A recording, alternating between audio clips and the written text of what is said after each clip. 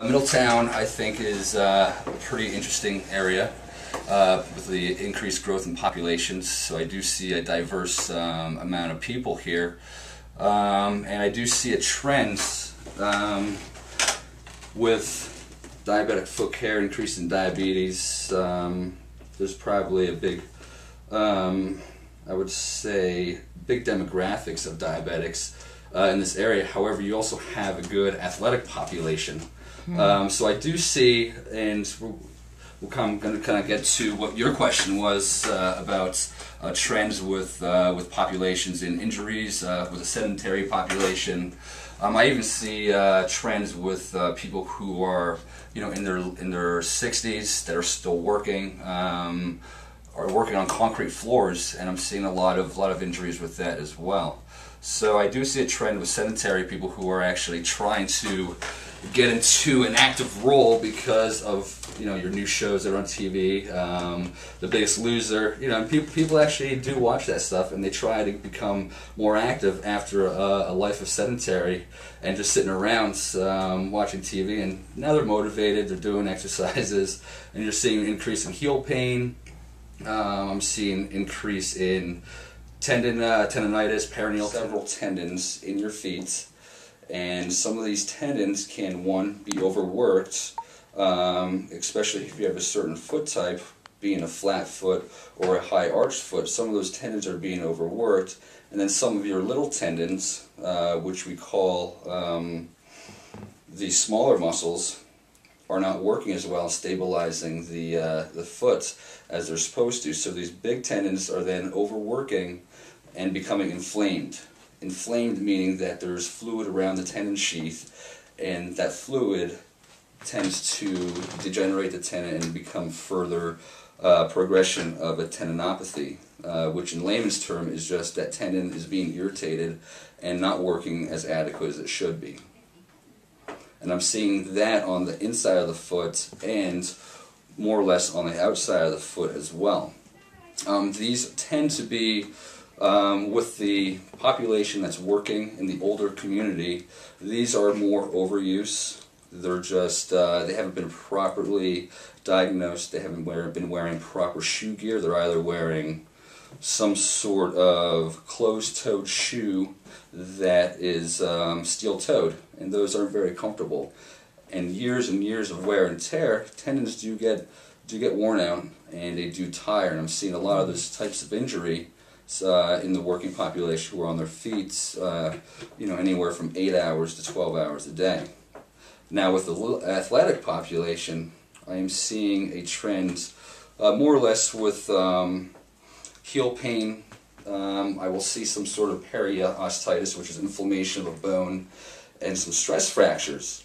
And this can be caused by a variety of different reasons. I'm also seeing, when we said tendinitis, more of an acute tendinitis, which is when someone hurts himself, spraining their ankle, running, or not stretching adequately. And we have all these new fads and different types of shoes that people are getting. The shape ups type of shoes, and there's so many different companies now. Not just to label one company, but they have these new shape-up shoes that people are getting. Then they have these free shoes, or they have these shoes that have no support, which is becoming more of the barefoot trend. There's good literature that supports everything. There's literature that supports the barefoot running. There's literature that supports shoes that should be supportive during running. So it's hard to say, what is good and what is bad. Because you have articles that support either type of ideas, but in my opinion, I do think certain foot types, the rectus foot, which is a normal foot type, could probably endure something like that. However, with the pathological feet that you hear about, flat feet or a cavus foot, in my opinion, their shoes were made for a reason, especially in our population. We have hard floors, we have hard surfaces. We don't run on trails that are dirt or uneven terrain. you know, so these shoes in our population, I mean, they're meant for a reason. So we have all these shoes, and not to make any quotes on anything, but you do see shoes that are based on tribal walking, especially from the shape ups. They're based on uneven terrain, so that your muscles are balancing yourself from these soft type of dirt type of surfaces. I'm not sure, but there's a whoever invented the shape ups. There's a good article and where that actually came from, and I think it's in one of the podiatry literatures. So that might be something to look into. This might be just off the record for you, just for your own knowledge. But we're making these shoes based on a outside population that, you know, has adapted to that type of lifestyle. You know, our lifestyle is, you know, hard surfaces and to wear appropriate shoe gear. And people aren't educated, well, not that they're educated, but there's so many different types of shoes out there for a certain foot type. And I don't like to advertise any company, but, you know, New Balances make a pretty good shoe that for every single foot type. So, you know, people are wearing these shoes sometimes that, you know, their foot type might not be able to adapt to, and I'm seeing injuries with that. And I'm talking about the tendon injuries, the Achilles tendon, peroneal tendons, which are the tendons on the outside of your foot. So I'm seeing a trend in this as well, especially with people coming from a sedentary life into a more active lifestyle.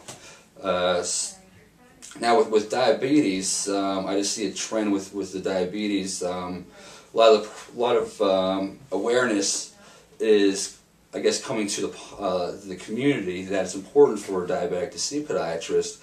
You know, they can be a diabetic that sees me maybe once a year for basic foot check, and then we have diabetics that come to me for, you know, 3 or 4 checks a year because they have a more at-risk foot type. But it is important, you know, with the primary cares being more aware that, you know, we do catch some things before other specialties can catch, such as vascular disease. We'll catch a toe wound.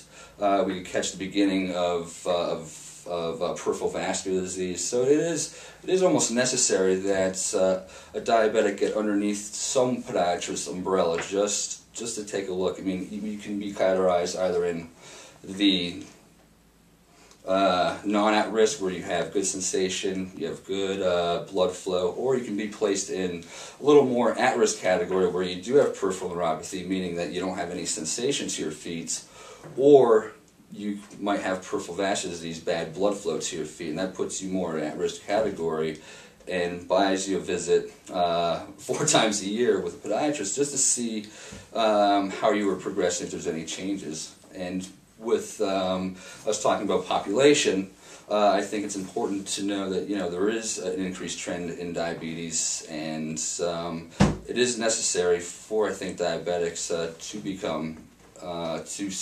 understand and be educated on how diabetes can affect multi-organs, but also how it can affect your feet.